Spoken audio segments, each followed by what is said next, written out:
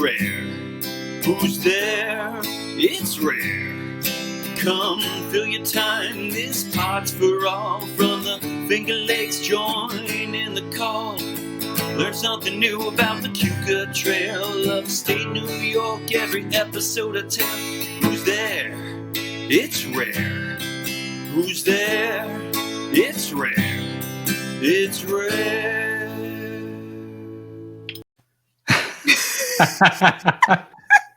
So great. Nobody watched that live, No. but when they watch this later, that's going to be the first thing they see, and it's awesome. Big thanks, huge thanks to Kyle Fitzpatrick for composing and recording that theme for us. He's an amazing, gifted fellow. He is. He's got a lot of talents, many talents. Yes. So I don't know if this is copyrighted, but I feel like I should say live from New York. It's rare, right? We didn't really talk about. It's first off, just so everybody knows, it's just me and Marianne tonight, and we had to give you an update on the original all the developments. Yeah, this is like, it feels old school, doesn't it? It feels so old school, and on top of that, we've progressed. I mean, it now feels so natural. I don't know about that, but now look at this, like microphone craziness, and we're actually in separate areas of New York. We are, and so I'm really glad that we were able to get this set up. And that we've got the mics that sound awesome, and we've got the technology so that we can see each other, because I miss you. I miss you. And I've got to give you some updates, and I've got to give the people some updates about what's going on. Let's do it. So we're going to do it. First, I have to take just a moment and share this on my news feed so that we can get some people to come check us out live, hopefully, that follow us from different directions. So I've done that. So since the last time we talked, part of the reason why we haven't done a podcast in a while is because I'm in New York City, and I felt the need to come and assist with the COVID response that's going on. I saw an opportunity where I thought I could help and kind of fill a role. And so that's what I'm doing. So I'm able to, still help out things at home electronically. And otherwise, here I am right now sitting in Brooklyn, downtown Brooklyn, and going back and forth to some other places, trying to see what we can do here. I think it's great how many people are trying to escape New York City, and you're like, I'm going to go into New York City. I got to tell you too, everybody who knows me knows that I am not a city boy. This is not my thing. I do not care for it, but like I said, I think I can be helpful here. And I think that, done that a little bit so far, and I'm surrounded by a lot of really cool people here who have also come from all over the country to do the same. They rushed right into this pandemic and said, where can I help? And to be honest, the things that some of us are doing are not kind of earth-shattering things, that we're not the thing that you see on the news, that these nurses and doctors and other support staff are like these heroes they're going into these ICUs that are loaded with people. That's not what my role is here. Okay. I can't get way in depth into what my role is, but I can give a little peek. But nonetheless, everybody who's here is kind of a part of the greater picture. And I think that makes a big difference. Okay. But the other thing is, I can't wait for everything to be open back at home, because that is what I want to get back to. You got to take care of your neighbor, but then you got to get home. I talked to you briefly yesterday, and I don't know what you can and cannot say, but when I asked you when you're coming back, and you told me your answer, I think I was like, what? I thought we signed up for like a couple months, and you're making it sound like it's a lot more than that. And we didn't sign up for that. Ooh, you're echoey. I am. I don't know what just happened there. Hopefully just a quick internet connectivity issue from one of us. But yeah, Possibly. Everything is always a question. It's a question mark because we've never been through this before, and we don't know where it's going to be, both epidemiologically and as far as what responses are still going to be necessary here. And this being the epicenter, right? And with the population density that there is in New York City, I think that it would be foolish not to think this will continue to be the epicenter for probably the majority of the time that we're suffering from this. And that's just my, I guess my disclaimer for all of this is that I'm not going to tell you, because I'm not authorized right now. And it's not that they're preventing me from speaking. I just have to talk to people before I can give out too much information. Okay. But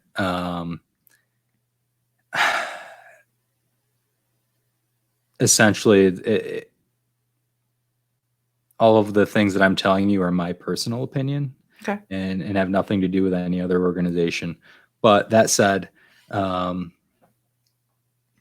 this is the role that I'm in. I think is something that's going to be useful for quite some time, and we've gotten some indication that it could go on for more than the original period that we thought it would, as far as my part of the response. So okay. I don't know how long. I can't give any specifics really on that because I don't know how much of it's public, and obviously everything is just estimations right now anyway. So it wouldn't even make sense. I know that the Finger Lakes in Rochester has been the idea is to plan to open the first phase the 15th, which is this Friday. And I spoke to actually a fellow business owner, and she's ready. She's part of phase 2. Wine bar restaurants to be part of phase 3, but it's we don't know what any of that's going to look like. You know what I mean? Yeah. I'm trying to be realistic about it. I'm trying to be optimistic about it, because that's all you can really be. But I mean, let's be real, guys. Memorial Day is in a few weeks. And I just realized a couple of weeks ago, like, we obviously won't have a parade. Something we've had so many years. Everything that we had, that we look forward to every month, every May, every June, is just so far-fetched. But what's it like in New York City? Like, when you wake up in the morning, you deal with coffee with cream in it. I know. It's my thing. I've been telling everybody here. I said, look, I am what is affectionately known as a country bumpkin. And this is all new to me. I'm parking on the street right now, like 4 blocks from here. Yeah. Instead of paying $50 a night to be in a parking garage. I hope that the car is there when I get up to go back to work at 7:00 tomorrow morning. But I don't know if I'm going to get towed. I don't know if I'm doing it right. I don't know. Like, I left the car there, but I don't know. Like, I hope I'm doing it right. I hope it's at least good enough for whoever. So it's like an adventure every time you wake up in the morning. Like, do I have a car? Yeah, it's an adventure. Good so what I do, though, that what I've learned here, and I do not abuse this other than for this one simple thing, is for parking. Yeah. Is every night when I park the car, I leave my ID for the organization I'm working for. Okay. So they can tell that it's a health worker. Okay. And I leave that on my dash so that maybe they'll say, oh, I don't know. Hey, Rooster, good to see you. Anyway, so that's the one abuse that I do use of my healthcare worker ID, is to make sure that my car is still there in the morning, because if they tow me, then they're going to have one less person on the front lines helping with this pandemic. So well, they're covering for your hotel, and maybe you can't talk about it, but you would think they'd cover for your parking. Or is it's all, you know what? That was quite an adventure. I think I'll probably tell more of that story someday down the road, but okay. Surprise. I've been in Times Square. I stayed in Times Square for a week. Did you? Now I'm in downtown Brooklyn. Yeah. And it was a little bit disorganized, and I kind of thought I was going to have a place to stay when I got here. Yeah. And I didn't. And it was quite the adventure finding a place to stay. So I wish it was recorded like Country Bumpkin. You arrive and you're like, I'm here, and they're like, who the fuck are you? Yeah. So here I am. I think I've got a place to stay. Yeah. And they're like, oh, well, that's going to take 4 to 24 hours to process that. And like, do you want me to sleep in my car tonight? Like, how's this going to work in Manhattan? Or should I drive to Queens? I don't know. Like, there are a lot of different options. So, oh man. But now I'm in a decent hotel. It's still a drive, and it's still questionable parking. So I don't know. And then finding food is kind of tough. Yeah, that's what I really want to discuss with you. Your diet. How's that going? Yeah. Well, I know that you're interested in my diet. For anybody who has not been following, I am on the carnivore diet. So fortunately, the other day I was able to get to Wegmans, and I have I don't know. I got some eggs and I got a chuck roast, and I cooked it in my hotel room. Don't tell them, because I don't know if that's allowed. But so I was able to do a little bit of meat, and it worked. They feed me, but it's like, I got to kind of try to find the meat in it and pick it out. So it's just been a struggle. I bet. But in food here, there's this great, I don't know about great, but there's a highly reviewed barbecue place here called Dallas Barbecue. Okay. And I said, oh, look, that is right up my alley. They had a meal where I could get, I got a ribeye steak. Okay. And you get a quarter of a chicken, and you can get ribs. So I got a beef rib, and the steak was like real thin. Oh. There wasn't much of it. It's like where's the beef? Once the tip was included for the delivery, it's like, oh no, I even picked it up. I picked it up, and the tip and everything. It was like almost $40, and you get like a 1/4-inch thick steak, and you get one beef rib, and like a little piece of chicken. But that's apparently a good deal in New York City. I don't know. I don't know. I talked to a lot of other carnivores about what's going on in New York City, and they said that was a good portion size. And they also said that it's not that expensive for New York City. So here's the thing. I hear there's going to be a shortage though, right? Well, I'll tell you what there's not going to be a shortage of is my lunch today.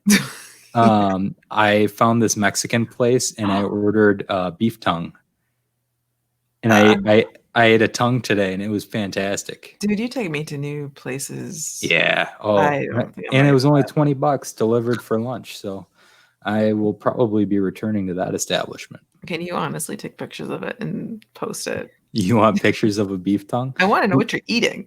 Yeah. I'm so concerned what you're eating. I know. It's okay. I'm surviving so far. It's been I've been here for at least a full 2 weeks now. It's only been 2 weeks. It seems so much longer than that. I know. It feels like it's been longer than that. But, part of what I wanted to talk about is some of the stuff with the opening, and some of the stuff that I've been seeing down here in New York City that's been kind of bothering me lately. Go for it. And I've seen a lot of people talking about complaining back home about face mask usage. Oh, I saw that go for it. And about the mandated Facebook usage. And I just wanted to kind of throw in my 2 cents as somebody who is on the front lines of this pandemic and who's down in New York City, is that for me, I don't want Governor Cuomo requiring us to wear face masks. You don't? I don't. Okay.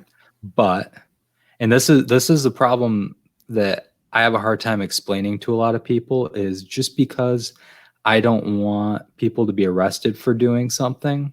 Mhm. Doesn't mean I don't want them to do it. So I don't want us to be forced to wear face masks, but I do want people to wear them. And I want businesses to have the leeway to say that we want everybody here that attends our establishment or who works here to wear a mask, Mm-hmm. and to be able to enforce that using trespass laws or whatever they need to. Mm-hmm. And I want businesses to have hand sanitizer available. And I want them to be transparent about what they have and say, look, here's the things that we're doing to protect you. And now you can decide whether or not you want to come here. Mm-hmm. And I think that's fair, because there's no law saying that you have to wear face masks, and that'll never go through our state legislature, hopefully. But I don't want that to be. I want people to do it, but I want people to do it because they know it's the right thing. And the thing that set me off about this, the thing that's really been bothering me, is I am in New York City. Mm-hmm. And I went down to Times Square the other day because I'd been through my first week of this and I just wanted a beer, and every place was closed. So I'm walking all over Times Square looking for one.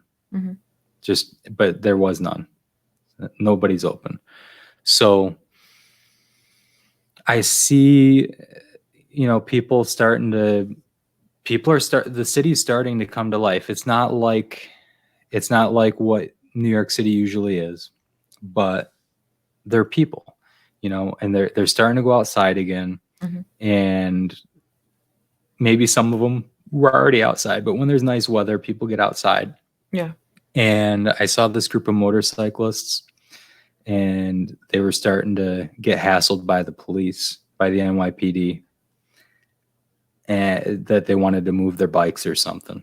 Well, I look over and, Governor Cuomo has made this mandate that we have to have a mask. And who do you think, which group do you think didn't have masks? The law enforcement. Hey, you got it. Ding, ding, ding. Right. So we're getting this, mandate from above that we all have to have a mask. And meanwhile, the people who are actual public servants, who are employees of the city of New York, aren't wearing them, don't have them on them. Mm-hmm. And so that starts to bother me, because I saw at least a dozen NYPD officers that night in Times Square interacting with the public without a mask to be seen.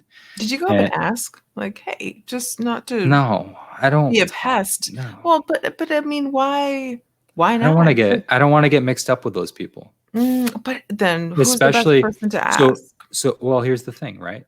Mm-hmm. So Mm-hmm. that when you wear a mask, it's not to protect you, it's to protect the other people, right? Right. So I'm not going to go get up close to the police who aren't wearing them, because they aren't doing their job to protect me. Mm-hmm. That's the whole point. They're supposed to be there.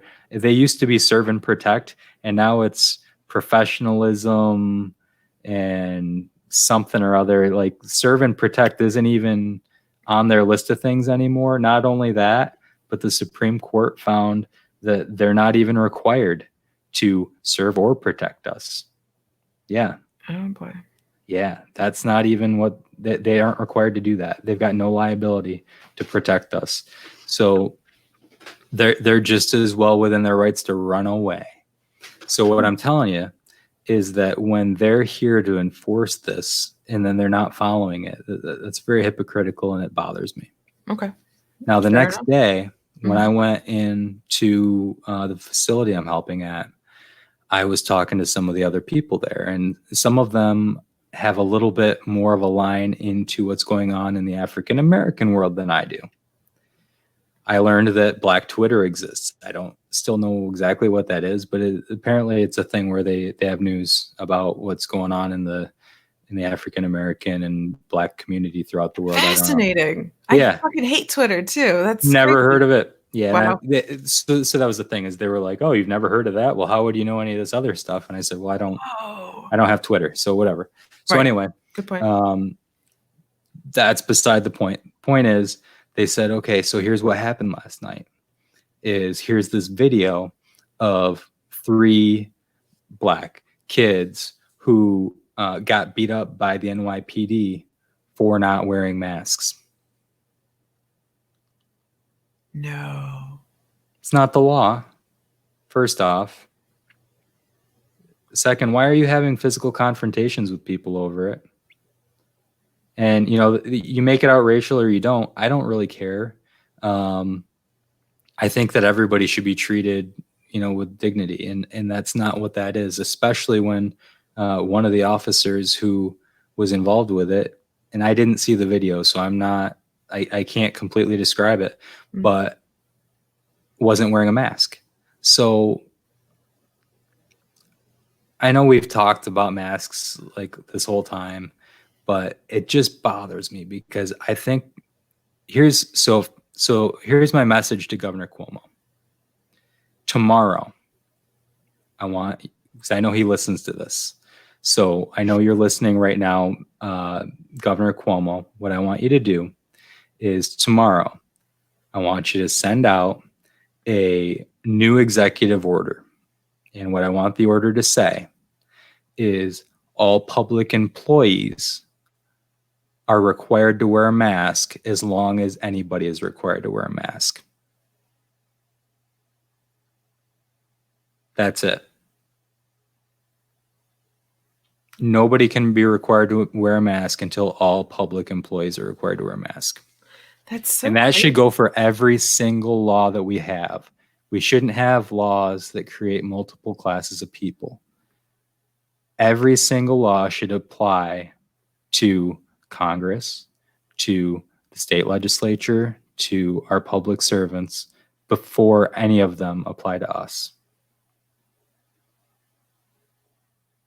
Yeah. I mean, that I makes won't. sense. I won't drop my mic because I just spent a lot of money on it. Don't do that. Don't. I'm afraid mine's going to drop. That raises a very interesting point. So I know that you put that post on Facebook about the mask. I was starting to read the feedback on it, but then I got distracted. What has been the feedback on the whole mask thing, or are people not really paying attention to it too much? You know what I mean? I think there's a variety. I know that I haven't had a ton of time to engage on it. Right. I've had time to think about it. And I know some people are not wearing them for health reasons, and that's perfectly fine for them, right, especially if they're finding other ways to protect themselves and others, if it means distancing or just increased usage of hand sanitizer. I had somebody the other day that was standing right here and had their mask down around their chin, yeah, and was talking to me. Yeah. And I was like, you need to either take 3 steps back, just, right, Leonard Skinner has a song about it, give me 3 steps.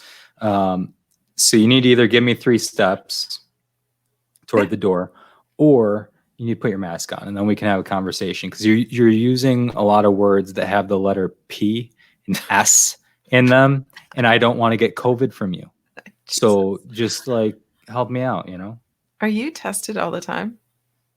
I haven't been tested, no. Well, so I haven't been tested for the virus or for the antibodies. Okay. But every morning when I arrive, they do take my temperature. Mm-hmm. And if I have any symptoms, I have to report them. But other than that, no.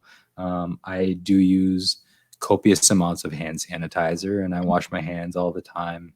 I'm very strict with all the protocols to keep myself safe. And I consider my job here to protect people from the virus. Mm-hmm. So whether it's helping people with their isolation and quarantine, or if it's trying to help keep surfaces clean and sanitized, or whatnot, or just helping guide people and saying, hey, remember, you need to wash your hands before you touch that, or after you touch that, or, mm-hmm, kind of things like that. So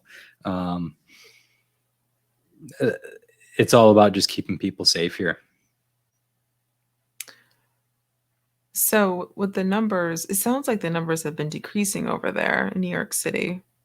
Yeah, the numbers are going down, and I don't know. I think that the facility that I'm involved with is, we're actually on the uptick as far as people using the facility. I've heard stories from a lot of facilities, so I can't really, like I said, get a lot into the facility that I'm at. But what I can say is stories that I've heard from other from healthcare providers here on the front, and a lot of it is that at the beginning, even recently, that some of the hospital rooms, in the emergency room, the ICU, they were having 5 people stacked up in a room, and that the nurses were only able to talk to them through the glass. So they're like, they feel useless. Like right. a lot of the things that we've got going on is because there is, despite what the politicians say, there does still seem to be, to me, there seems to be still a shortage of PPE. And we continue to talk about this shortage of PPE, and the way that they've eliminated the shortage is by redefining what a shortage is. Okay. So what I mean is that if we were not only, like Governor Cuomo says, that, he thinks that we don't have a shortage if we have enough to get through the next 3 days instead of 90 days. Right. Well, in addition to that, and this is just from stories, so I can't completely, like I said, testify to this, but essentially, if you've redefined how PPE is used, so if you have a gown that somebody needs to use to protect their clothing and their skin, right. And if you have like a face shield, that instead of changing that between each patient, like we would do typically, you might use that same one throughout the day, or you might use that same one for multiple patients. And so maybe if we had this many patients and we had all the PPE in the world, maybe we would use 30 gowns in a day, but you're not using that. And so they've redefined what that number is to make it so that you're not having a technical shortage, because you've redefined what it means. I know that's complicated. I hope that makes sense. No, it does. From my perspective, especially out here, it's that we don't see it. I mean, we see everyone social distancing, or when I have people going back into their summer cottages, and they're like, "How is it up there?" And I'm like, "It's actually pretty good. I'm not seeing anything negative, and we're keeping away from each other. And we can't really do anything. We've just been staying home, but that's getting to the point where everyone's tired of it." But then when you hear from your perspective, like, this is what's going on over here, and it's like, we're lucky we're not going through what you're seeing every day. We're so lucky. We're so very lucky. Because dude, Yates County can take care of that? Absolutely not. We just can't. We don't have the resources for it. I feel like we're in such a weird spot. It can't spread there. It can't spread there like it spreads here. People are on top. Yeah. In the town, there are more people in some buildings in this city than there are in the town I grew up in. Yeah. Yeah. There are more people in a block here than in Penn Yan. There are more people in this neighborhood than there are in Yates County. Okay. Okay. And I'm not even in a busy neighborhood. That's so insane. It's just, it's a different world, and they're packed in, and not only is it that there's a density, where we've got people. Think about when you leave your home and you go to work. Yeah. You touch your door. Okay. How many other people touch your door? Just my kid. Yeah. How many other people go in your place of business on a good day? Not into the business, because we've restricted that. They only come to the window. But say it's a regular. Say it's pre-COVID. Oh, yeah. they would only go through the front door, but we would always use the side door. So I see what you mean. Like it's very. So what my point is that here, yeah, when I leave to go, when I leave in the morning, right? Every morning, I touch the door to my hotel room. I'm the only me and maybe the cleaning person, right? Mm-hmm. Oh yeah, the house cleaning person. I touch the button on the elevator. Oh God, that's no.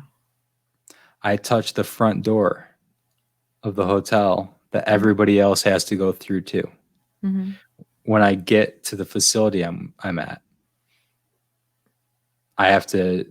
It's fortunately an electronic door, but then I've got to, I sanitize my hands, but then I'm going someplace where I know for a fact that there's a big population that has the disease that we're all trying to prevent from spreading. So, what my point is that there's no way here that even if there's nothing airborne at all, when it gets on those surfaces, those surfaces are getting touched by hundreds of people every day, and every door gets passed through hundreds of times every day here. Mm-hmm. So we're fortunate in the Finger Lakes is that there aren't a lot of areas where you have that kind of traffic. I mean, obviously you want to be able to have enough traffic for your business, but you don't have this, and we won't ever have this. And I'm thankful that we don't have this, but this is why it's impossible to stop the spread here. It's really sad. That's my take on it. So yeah, I don't know. Well, that's a good take on it. It's a good perspective, at least. Yeah. I think about it a lot because that's my life right now is I try to get some stuff done for home. Yeah. And then I go try to help people here. So how's kind of tricky. I saw a video of him the other day. He looks really happy. So my sister was throwing a ball for him. Oh man. I was wondering if you got to hear your voice for a bit. Yeah. No, it's tough being away from him. But yeah. He's a good dog. So here's the other thing, right? Is there are some different kinds of operations going on here. And first off, I've made a lot of Finger Lakes fans out of people from all over the country that have come here because I don't shut up. And no. Yeah, no, surprise, right? That I can't stop talking about the Finger Lakes. And so, right. So people send me pictures of the turtle pond or videos, and I'm like, oh, look at the turtle pond. Or I'm like, hey, look at this wine, or look at these people, or look at this is like stuff on the trail. This is right next to my house. This is like 2 miles from my house. They're like, that's near where you live. They have this in America. Like you can go someplace in New York State and this exists. So I got a lot of people. I try not to tell them exactly how to get there. Because once the pandemic is slowed down, then I'll give them directions. I don't want them to go there before then because I want to protect my people at home. But, thank you. But eventually, I do want these people to be able to go there and visit, and I'll give them the tour because that'd be great. They can tell that I love it, and they get excited about it because I don't shut up about it. But one of the things that we're dealing with is you have populations of people that don't have what we have, and a lot of people that live in shelters and on the streets where it's harder to slow the spread of this because they don't have the ability to do social distancing if they're sharing a room with 2 other people that also, are coming from nothing. And there's a lot of that. And when they come in to different places, they might not have, a change of clothes. So I don't know. I think I can give away safely. Like I said, I'm not giving away too much information, but I think I can safely say that some of the people that we work with would really, we give them something to wear while they're there, but they'd really benefit from from having something clean to put on their way out the door. Mm-hmm. And so if anybody felt inclined to send any, this way, then I could try to help get that to those people in whatever different facilities. If the facility that I'm helping at, has plenty, then I can help get them to other places. If I know that all the thrift shops and stuff at home are not taking donations right now, right? Because they haven't been able to be open. But if anybody, wanted to put together a box of, lightly used or new, t-shirts or pants, especially stuff with like elastic in it. Mm-hmm. I know that there's a need for that kind of stuff here. So I don't want trucks upon trucks full of this stuff coming here, because I can't handle that. No. But if a couple boxes came, I could handle that. And I think it could help some people. So. Okay. So you're looking for some clothes? Yeah. I mean, it's not, like I said, if somebody felt so inclined, mm-hmm. that would be something that could be helpful for these people here, that could be done from home. Okay. So that sounds good. Just putting that out there. So doesn't hurt to put it out there, right?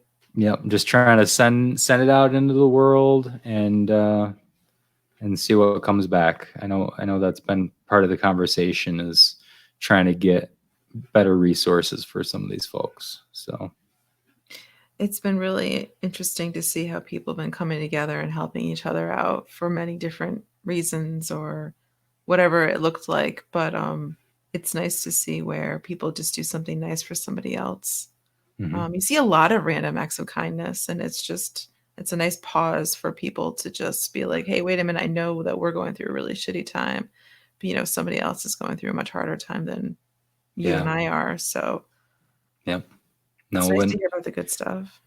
And then on the other hand, like a lot of people think that I'm brave for doing what I'm doing, and that's not at all. First off, that's not why I'm doing it. Mm-hmm. I'm doing it because I think that this is a place where I can help.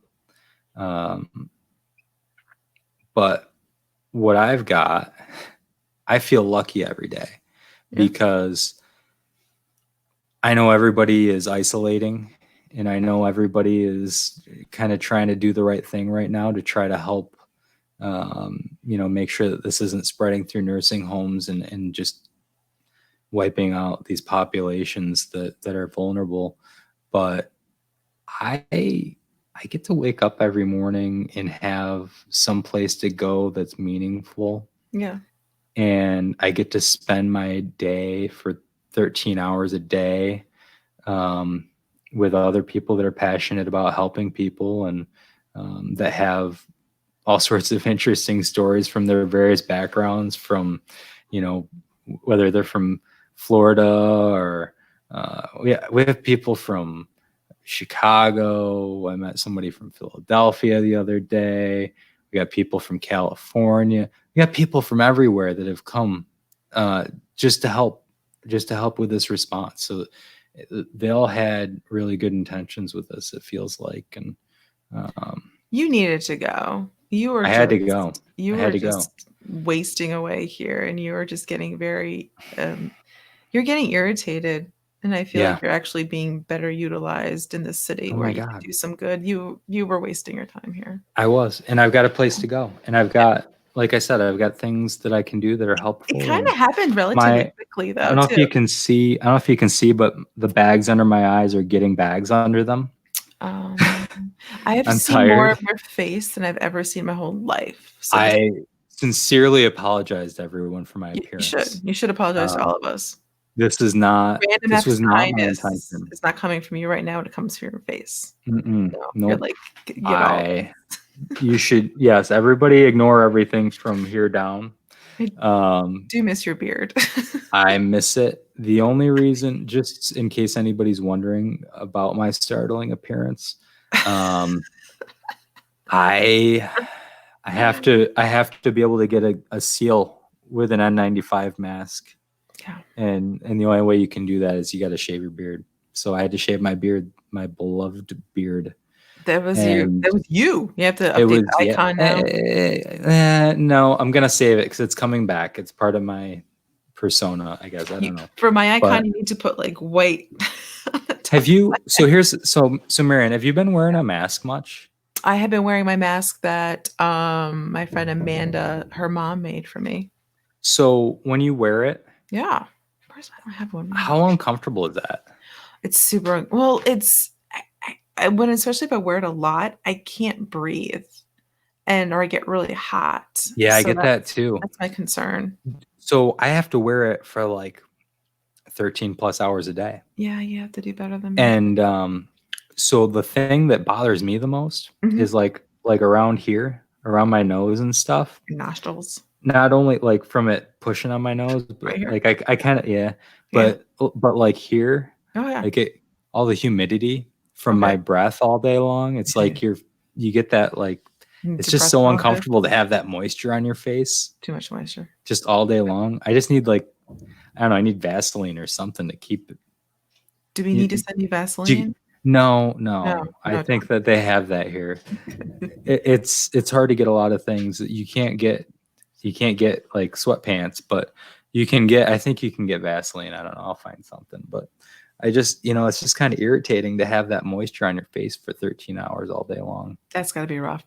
It's got to be a lot harder for the people who.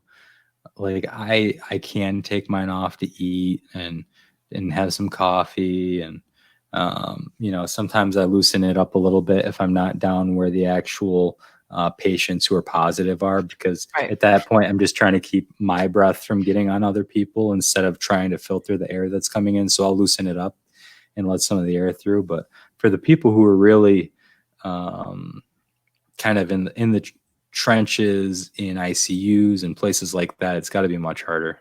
Oh God, yeah. I know that I don't personally do anything where I have to wear a face shield at the moment.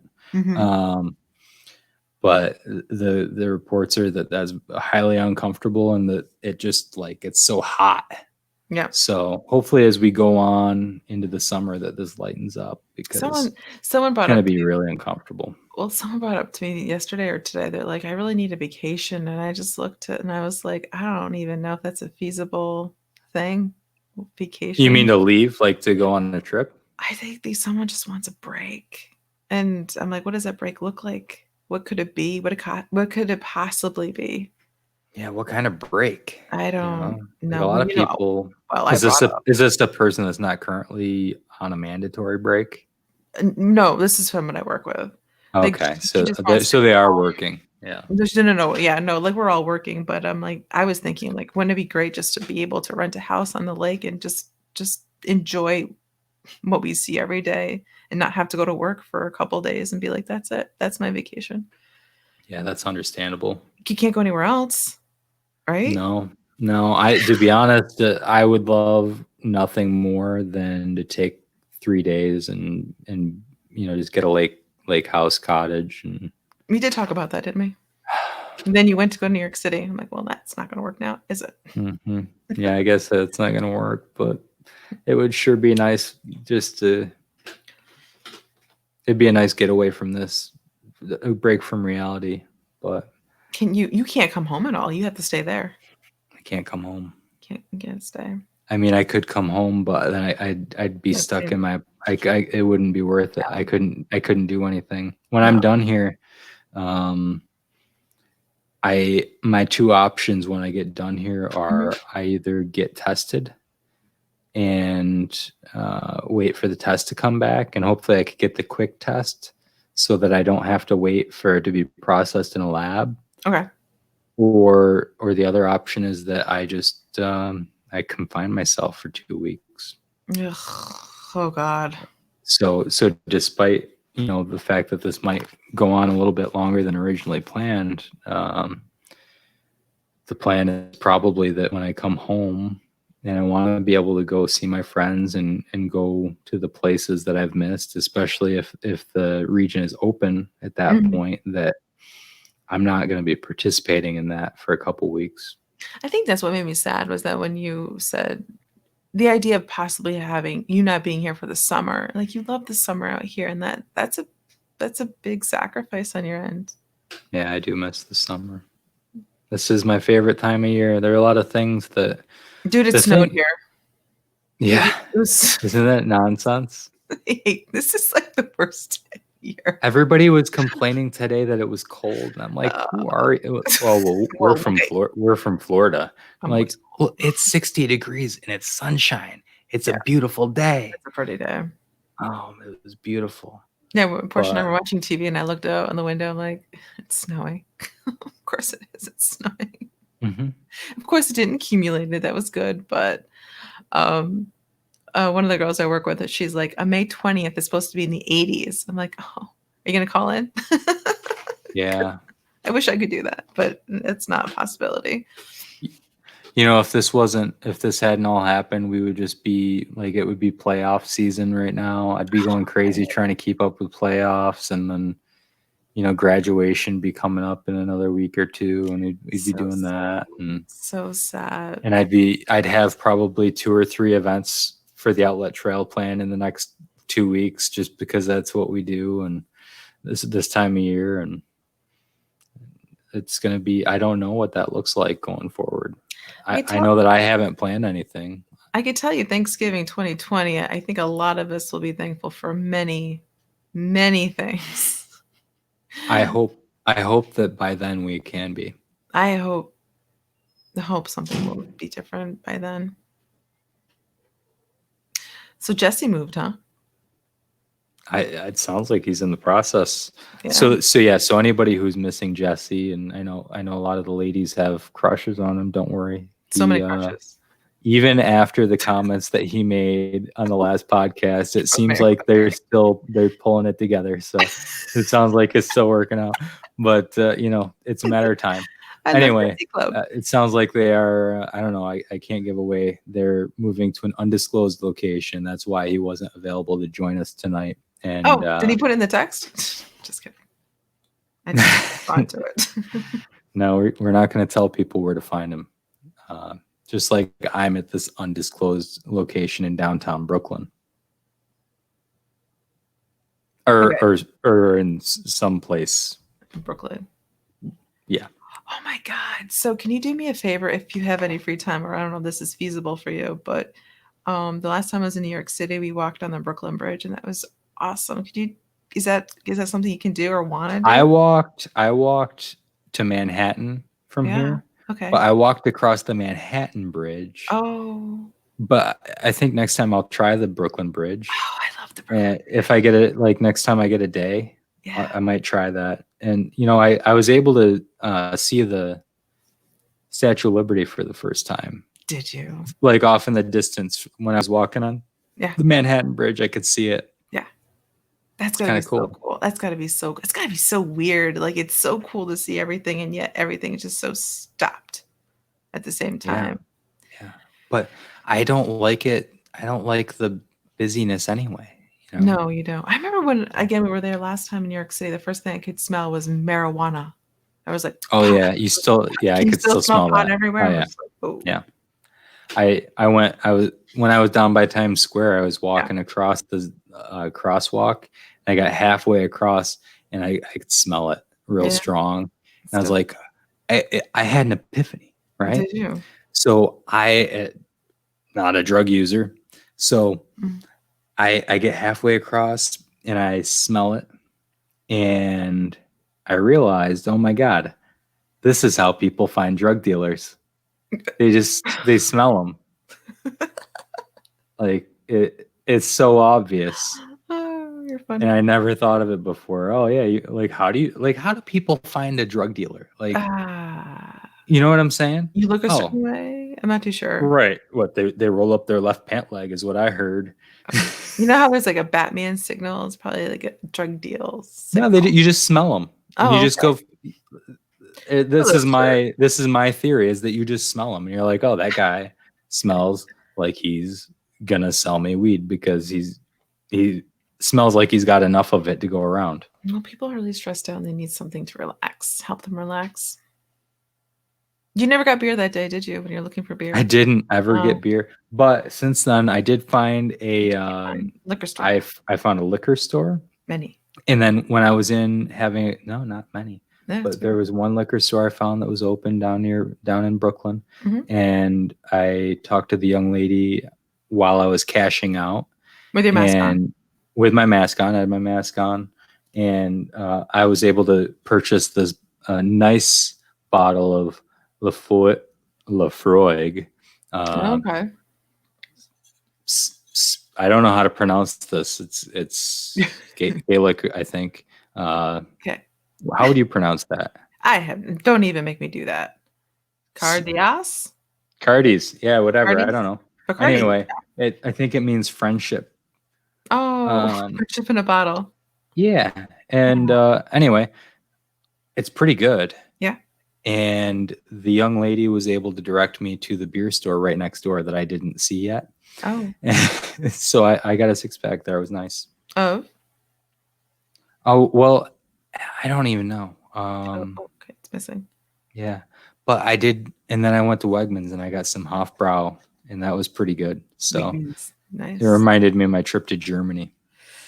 I never got to go to Germany. Yet.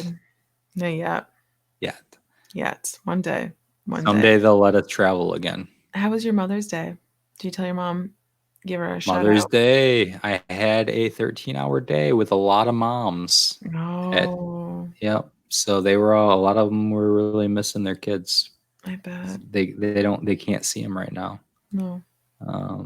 It's kind of tough, but I talked to my mom. I sent her a stock, which she was fired up about. She likes stocks. Mm-hmm. Did she send you any essential oils? No, but I wouldn't be surprised if she figures out which essential oil cures COVID-19. I'm sure that I'll be getting a care package. I'm sure the ladies are trying to figure this out. You know that the ladies are trying to figure out which essential oil to use. I'm sure it's like peppermint because it clears up your lungs. Peppermint's good. I always hear about thieves and like hear frankincense. I don't know what that stuff is, but I'm assuming that it's probably good for COVID-19 because to prevent it. Yeah, or cure it. I think it's the cure.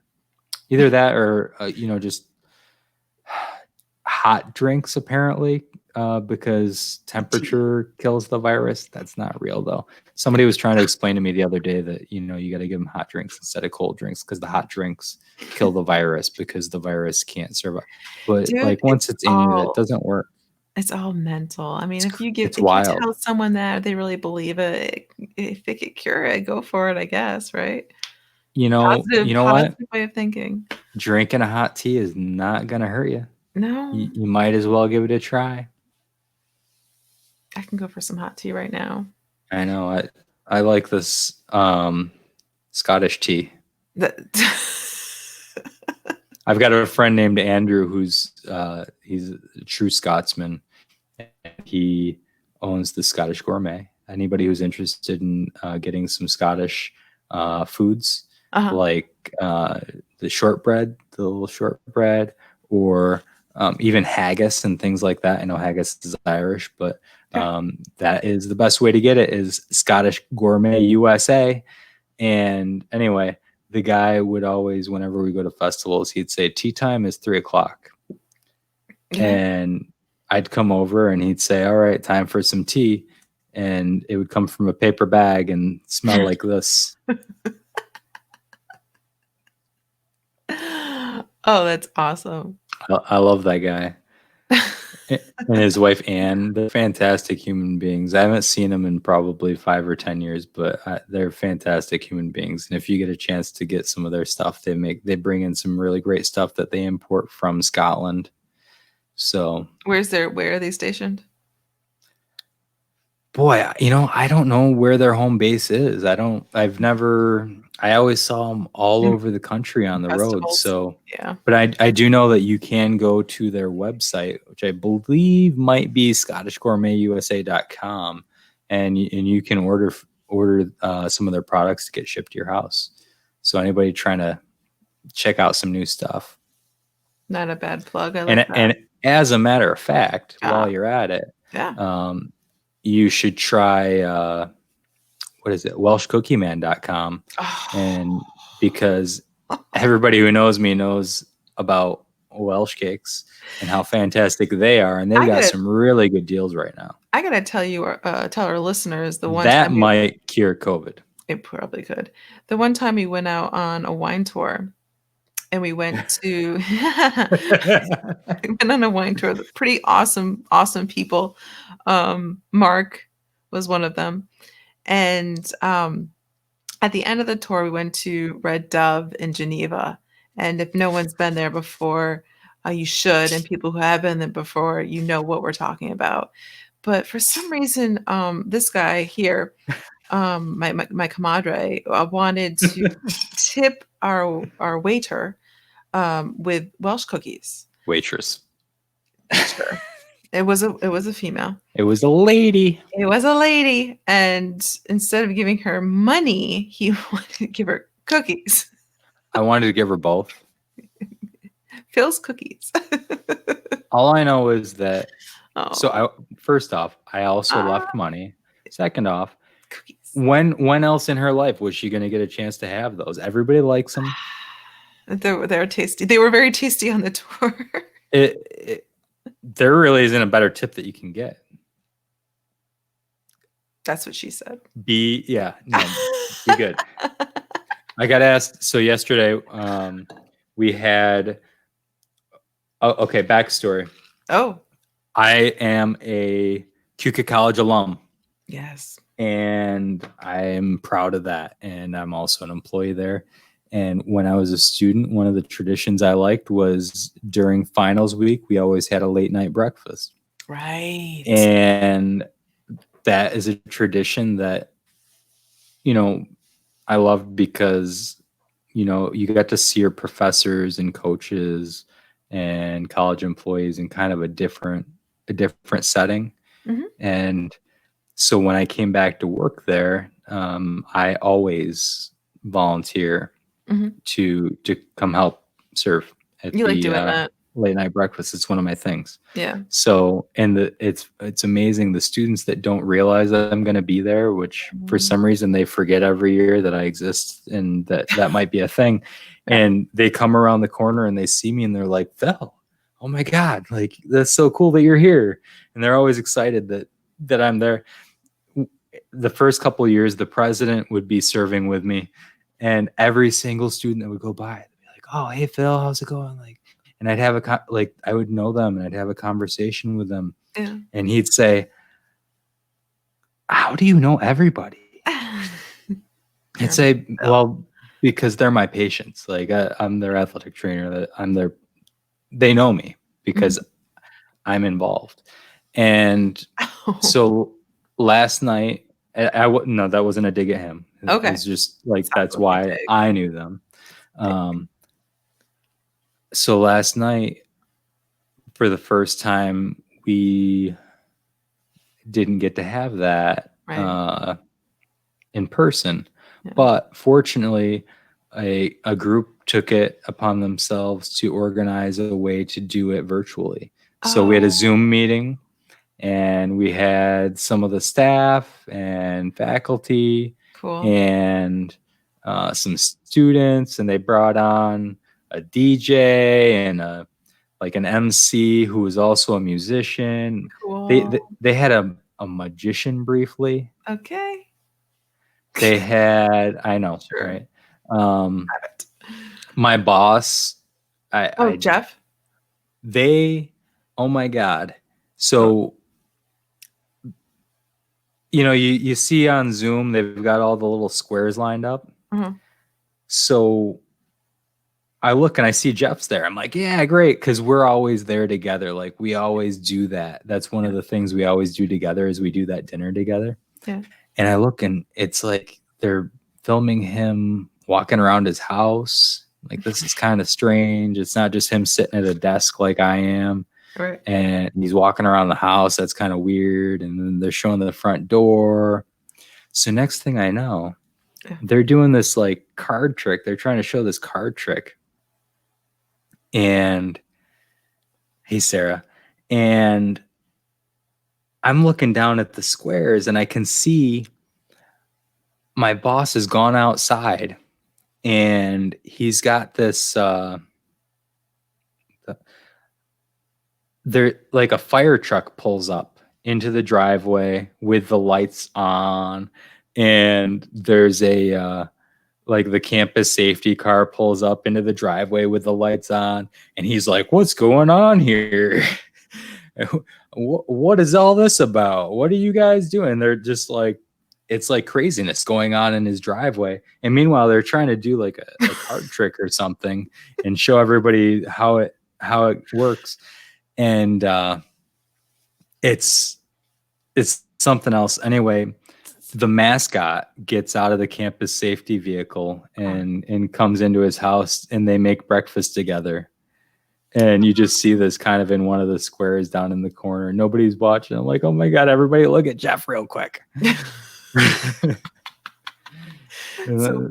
Okay, so it was all planned with the fire trucks, right? Oh yeah. Okay. Yep. No, it was completely planned, but it was kind of a fun. It was fun. It was cool. Yeah, I liked it. So. Oh, that's so cool. Did we have to take pictures and send them to you, Cuba Lake, in the college? Will that make you feel better? That would make me feel better. If anybody has pictures of my dog, my sister sent me some videos of him running around in the backyard with his brother, and yeah, I like that. But I get really, I've had a lot of people send me videos or pictures from the outlet trail, and I like that because usually I'm the one taking those pictures and videos. And yes, I saw someone walk the whole thing the other day, right? Yeah, Kristen did. Oh, yeah. she did? She did by herself? I don't recall. It was Mother's Day. I know she did it on Mother's Day. Do you remember when we did that? And I that wasn't good at the end. It almost worked. But she walked it one way. She walked from Penny to Dresden. She left a car there. Oh. Yeah. So she didn't walk the whole. She did it the smart way. She walked the whole thing, but she did it one way. And she walked down to Dresden. Yes, and we walked much further than she did. If anyone's ambitious enough to do so, I suggest working your way up towards that. Do not pull a Marianne and think you can just walk the whole thing in one day, which I did, but I couldn't. I think I whined. I don't know when I started. Oh, you were a trooper. You did fine. You only like halfway in, you started to morph into your daughter. I didn't say uppies. You didn't say uppies. No, you didn't say uppies. Portia always likes to say uppies to get you to carry her. But she doesn't have to walk anymore. No. Marianne just started to say, I don't know if we really thought this through. Like, I thought it would be shorter. No, there was this pain that was entering my body, and I'm like, I don't know what this whole area around my hip is completely uncomfortable right now. And you're like, because you walk like a stripper, and I'm like, what? I've been I said lady of the night. I am since then. I've been more. I try not to swing nothing. I just try to keep nothing swinging, just straight on. You wouldn't believe today. This woman, I think she's a CNA, and really nice woman, Italian. She gets really fired up, like you get her going. She really gets going. Ooh, and she has all this energy for at least the first half of the day. Yeah, and she's like, she starts doing lunges down the hall, and she's like, "Is this a squat?" And I'm like, "No, that's not a squat." She's like, "What is it?" I said, "That's a lunge." And she goes, "Oh, can you teach me how to do a squat?" Oh, no. So yeah, so we taught her how to do a squat right there in the hallway. Did you tell her that when you would go dancing, this is how you dance? No, I didn't do that. But what I did, the way that I was able to teach her to do it, and that she actually finally did it the correct way, is I told her, and this works for most women. What's that? Specifically for women, is I told her to pretend she was in a porta potty. Oh, yeah. That verbal cue always works. If I say, pretend you're in a porta potty, because you don't want to touch, but you want to get like your butt back far enough. Bring it low. Yeah. but you got to get your butt back far enough. Oh. But you don't want to touch. I don't know why that was so hard for me to understand that too. So, because when I did CrossFit for like a hot second, I had a hard time getting low with the Squats squat. are hard. Squats are hard. They're very they're so wicked hard. Like when I did Tai Bo back in the day, we were squatting. I thought I was squatting well, and I thought I knew what I was doing. But with CrossFit, no, I was doing it incorrectly. But one of the times they put the exercise ball behind me, so they're like, try to get low to the ball. That helps. Yeah, I like that. I like that. And then we taught her how to do a push-up with a plus, and nobody else in the room other than the other athletic trainer knew that you could do that a plus existed, that a plus was even a thing. I don't know what you're talking about. Yeah, so most people don't know. This is actually a really good exercise. Okay. And for any of my anatomy nerds, so many of them. Push up with a plus specifically targets the serratus anterior, which is a big word to say. It's like the muscle on the side that it attaches. So basically what its job is to hold your shoulder blades flat against your back. Okay. And then when you lift your arms up, it helps rotate your shoulder blades. So it really protects your shoulders, and it can add a lot of strength to do it. But a lot of people don't know you can do a push-up with a plus, and it's really hard to teach. It's another one of those that's really hard to teach because basically when you get to the top of the push-up, you push your shoulders forward. And a lot of people want to either like round their back or they want to like shrug, but it's really just you push them straight forward. And if you can get used to just that motion at the end, you can kind of get it. And it's a really good exercise to do. I will have to YouTube this for something. Yeah. Check out push up with a plus. It's pretty good. Yeah, I'm gonna work out tomorrow. That's gonna be great. Do some squats for me. I will not do that. No. Actually, Marianne, what I'd really like you to do if you're going to work out, squats. If you could just do some clamshells. Remember the clamshells? I was just thinking about the clamshells. Yeah, you should do some clamshells. I want to do some clamshells. Yeah, you should do clamshells every time you exercise, I think. I don't think anybody knows what we're talking about. Sarah knows. Oh, Sarah would know. Yeah, I made Sarah do one of my friends who was a patient of mine back all the way back to my first year as an athletic trainer, who I think is still watching us. I know she mentioned she sent us a comment earlier that she was watching. Awesome. And I had her do many a clamshell. Oh, and what is this supposed to strengthen? Oh, and hey, here you go. Okay. She hates them too. She's gorgeous. I know, isn't she? She's so beautiful. I remember, we had a lot of history as she was a frequent patient of mine. Yeah. And when she was a senior and senior prom came around, and she had, I think she's okay with me saying this, that I taped her ankle for prom. Mm. She called me. She's like, Phil, I need your help. She said, Mr. Air, because I was Mr. Air back then. She said, I need you to help me. I'm afraid that I can't wear high heels for prom. So she needed me to tape her ankle. So I taped it. I met her out in front of her dorm because it's boarding school. Yeah. And I taped it. And then she colored it in like purple to match her dress. She says that she's got a picture of it. Oh my Sarah, God. if you send me the picture fast enough, I think I can. Wait, why did you have to tape? I might be able to even put it up on the podcast. Was there ankles weak? Is that why? She'd broken it actually at one point. She'd had a lot of chronic injuries and she broke it. So she had a. When you come back, did we ever talk about my ankles? No. Okay, when you come back, we should. I don't think so. We should maybe. Talk about it. Yeah. Where I feel like if there's pressure put on my ankle, it like will get out of socket. Does it sound right or no? No. No. Okay. All right. No, well, I don't think it does that, but it might feel that way. It does feel that way. So I just need you to look at both my ankles when you come back. Okay. I can send you some exercises. Oh, You know how I love those exercises. Or not.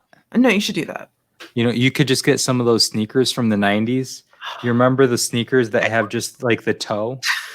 You remember? No. It looks like a basketball shoe, except for your heel never touches the ground. It's just got like the toe is like 3 inches thick, and then the heel is just in the air. I can't remember what they're called.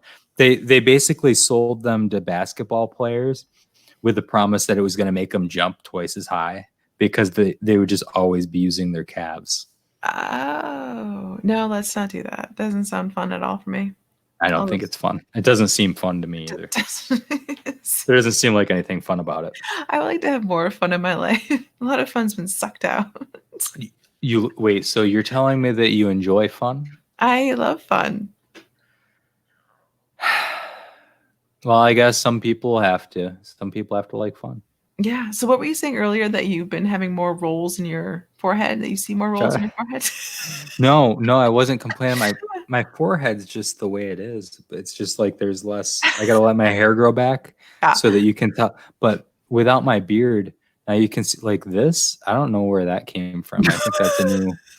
It's like I got like jowls or something. I don't know what those are called, but like I've never seen that because it wasn't there before I grew my beard. And then when I had to shave my beard so I could wear a respirator, then I see all these like parts of my face that I haven't seen in a long time. And it's weird. You also lost a lot of weight too. Yeah, and I lost the weight and I got like, I don't know, it's weird. Patches? Is it patchy? No, and I left my clippers in I don't know, like in my car. Oh. And it's like 4 blocks away, but I was gonna just like touch up my haircut, because it's getting a little. My sideburns are getting longer than the rest of my hair, and it looked kind of. Isn't that due or something? It's not ideal. It's not ideal. Well, I mean, as Obama would say, it's not optimal. It's not optimal. You've met really fun, cool people. You can't hang out with anybody though. You're kind of like. I have met such. No, the thing is, I'm one of the few people that can hang out with people. You can hang out with people. I get to hang out with people every day. Not to rub it in, but every day I get to sit around a table with between 3 and 5 other people who are educated, who have life stories, who have families, or just a variety of different interesting things going on that it's not what everybody's experiences right now. And that's part of why I feel so lucky, is that every day I get to go hang out with these people that are really good people and interesting. That sounds awesome. Yeah.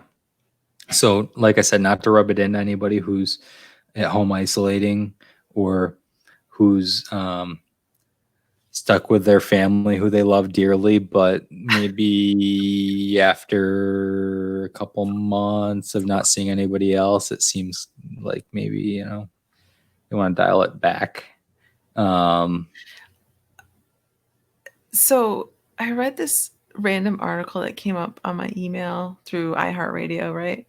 Where, Will Smith's wife, Jada Pinkett Smith. She's like, what did she say? Something along the lines of like, I'm just learning to be friends with my husband right now. And yeah.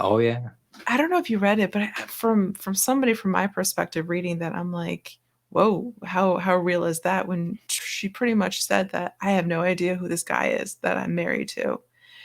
And leave it to COVID-19 where you have to be forced to be with someone all the time. And you're like, oh God, I wonder what that's like. Because she was saying, when you get caught up in this whole like fantasy of love and what marriage is supposed to look like, and then you're busy every day with your life, and then do you ever like slow down and just look at the person and be like, are we really still on the same page? Because life happens and people change, but do they give themselves time to check in and see what's going on with each other?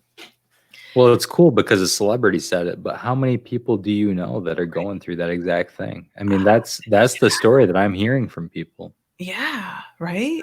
Yeah, even that was part of what Natalie was talking about when we had her on, is that her and her husband have always had opposite schedules. Right. And now they're together, and it's a different experience. I hope people that know that they should be able to talk about it, though, and they shouldn't feel ashamed for even bringing it up, or embarrassed for talking, or just bringing it up to the other person. But this is a heavy time for a lot of It is. couples, quite honestly. And for families in general. Right. But the really cool thing about it Mm. is that this is really the opportunity of a lifetime Right. to kind of find ways to improve your relationships. Right. And you can really focus on your relationships, because that's all a lot of people have right now. For others, like, you're still able to work, so you've got other things going on too. But for a lot of people, they don't have any other things. Right. And even for you, your daughter, who we love dearly, is having a different experience than she's ever had, and a chance to get to know her on a different level than you've had before. Yeah. I think. Yeah, because like I'm always used to like sharing her attention or sharing our time and space, and now it's just like her and I. I like it. I love it. I miss sharing other opportunities with other people too. But it's nice when I pick her up and there's like a smile on her face. You know what I mean? It's like it's pretty ideal from a parent's perspective. But and I know you might like this, Phil, but the idea of jumping in Cuco Lake is something I just would love to do. I got her like a whole It new, sounds like, really cold. not right now, but like later when it's warmer out eventually, Later. with less snow. I got her this new swim vest. Oh, yeah? It's a good one. It's a really good one too, and I just wanna put her in there and plonk her in the water and see her, like, 'cause she's a freaking fish. She loves swimming, jumping right in the water, but I can't wait to hopefully be able to do something like that this year. Yeah, it'll be nice. Hopefully. It'll be nice. That'd be nice, but yeah, I just hope that people, couples, relationships, that they still keep talking to each other and not be afraid to talk about it. I think that would be wise, and hopefully they do that. I think you and As always, I will say that Yeah. communication is something that can make or break a relationship. And it's something that people need to work at. It's not easy. No. But even when you're together 24/7, it's not easy. It might even be harder. I think so. Because once the tension builds, you have to find ways to move past it. And it's something that people really should work at. Yeah, and listening. Being able to listen and not be defensive when somebody brings something up. So I'm reading this book that was given to me about a year or so ago. It's called Girl Wash Your Face. And it's good. It's good. I don't have it with me. It's upstairs in my room, but one of the topics, it talks about lies. Each lie that you tell yourself and you actually believe it, and then you go back to it and be like, yeah, this isn't really a horrible thing. But one of the lies that sticks out is I'm bad at sex, right? That's the lie. This is in the book, not okay. So one of the things is that the author felt that she looked at sex as like a chore. And so, right? Because after a relationship, everything becomes like a chore, and it's just this. I got to do this. The I didn't spark get this done runs yet out. today. So what the author said, turns to her husband and says, or asks, why don't we have sex? And her husband's like, because I could tell you don't want to do it with me. So I'd rather not do it with you rather than do it with you when you know you don't want it. And so she would try not to be defensive. And so she tried to just have a more understanding about it.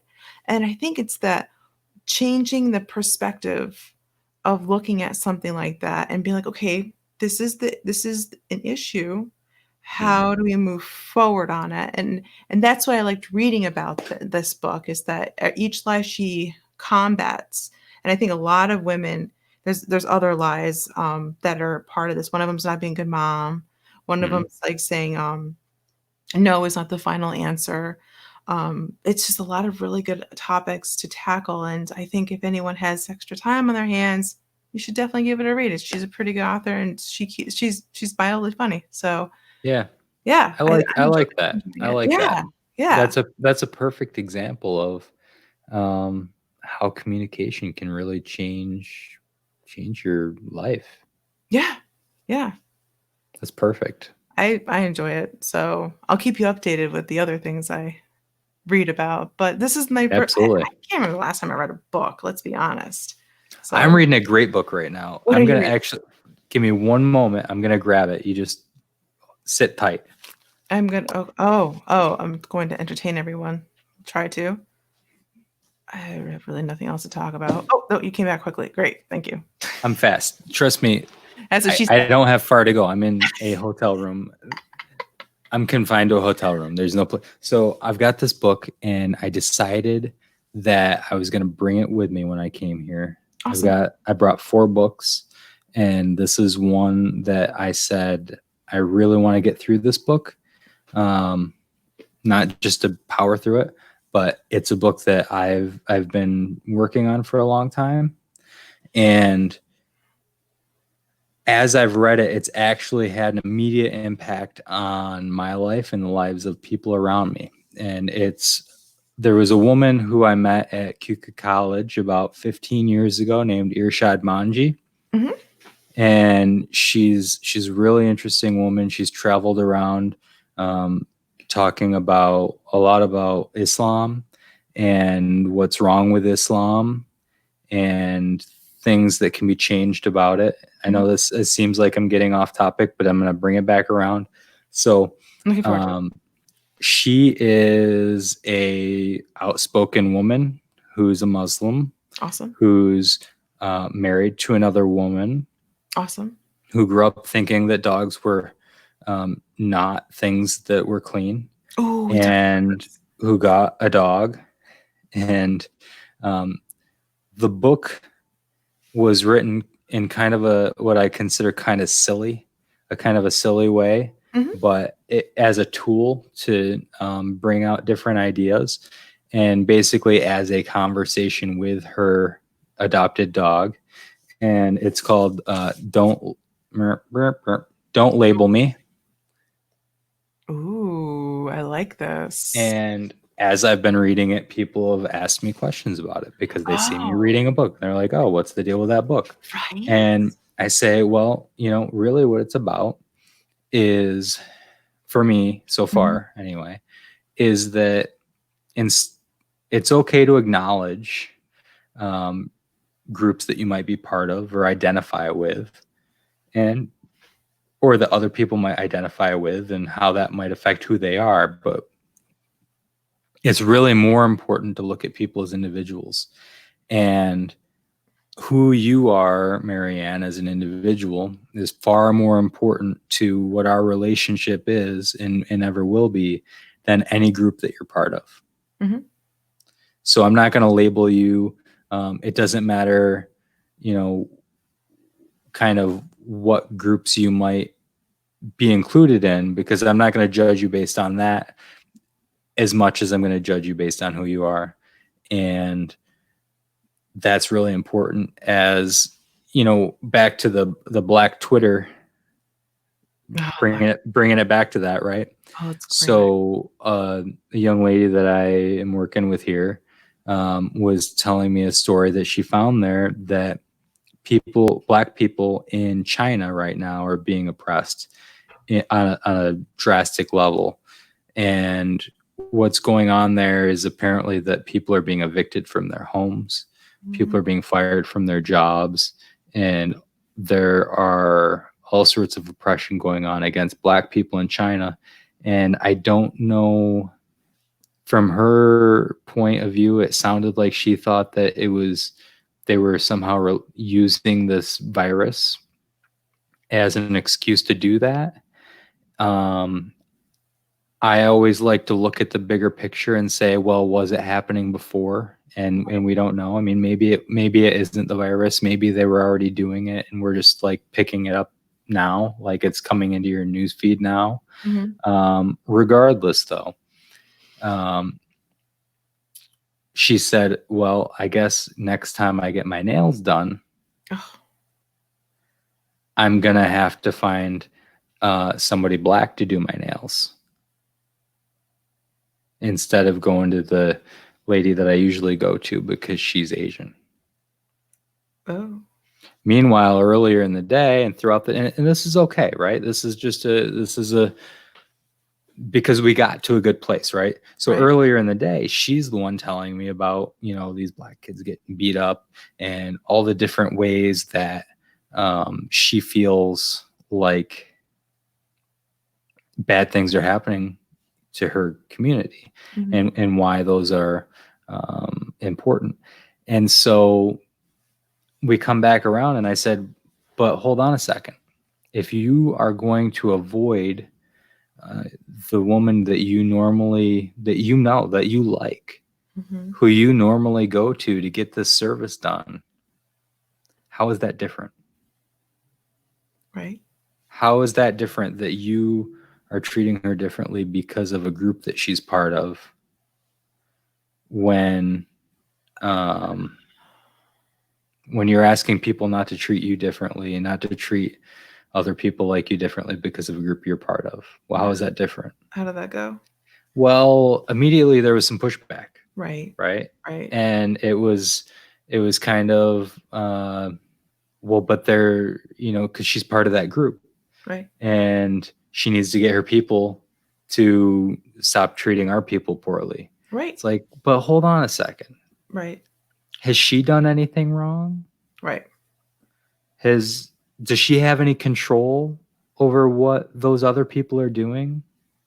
It's like, if a lot of people look at me and they say, well, you can't understand oppression because you're a white male. Sorry, a cis straight white male. You can't have an opinion on certain things because you're a cis straight white male. And I'm like, well, hold on a second. Like, I'm still a thinking person. Right.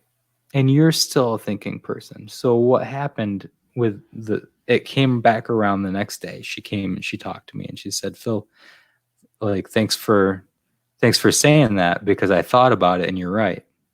She said, that's right. No different. Like, I'm going to go back to her. Like, she didn't do anything wrong.